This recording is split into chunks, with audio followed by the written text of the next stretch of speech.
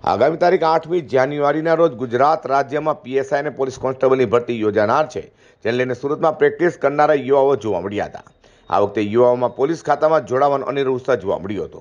પુરુષ ઉમેદવાર માટે 25 મિનિટમાં 5 કિલોમીટરની દોડ અને મહિલા ઉમેદવાર માટે 9.30 મિનિટ માટે 1600 મીટરની દોડ પૂર્ણ કરવાની રહેશે, જેને લઈને સુરતના રાંદેર ખાતે આવેલા જીમખાના ખાતે આશરે 600 જેટલા ઉમેદવારો દોડની પ્રેક્ટિસ કરતા નજરે પડ્યા હતા. મારું નામ યુવા સંજીવ પાગડાળ છે અને યુવા ઉપનિષદ ફાઉન્ડેશનનો હું ડાયરેક્ટર છું અને મારી સાથે અજય પટેલ સાહેબ છે, એ પણ યુવા ઉપનિષદ ફાઉન્ડેશનના ડાયરેક્ટર છે.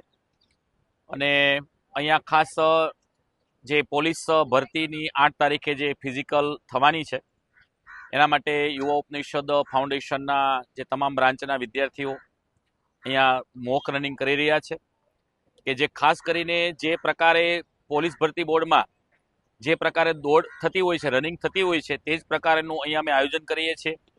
બહેનો માટે જે 1600 મીટરની દોડ હોય છે અને ભાઈઓ માટે જે 5000 મીટરની દોડ હોય છે, સાથે સાથે એની ચેસ્ટ છે, એની હાઇટ છે, એનું વજન છે, એ બધું કાઉન્ટ કરીએ છીએ, જેનાથી રિયલ એ લોકોને ખબર પડે વિદ્યાર્થીઓને કે ભાઈ કેવા પ્રકારની ઇવેન્ટ થતી હોય છે, કેવા પ્રકારની મોક રન થતી હોય છે.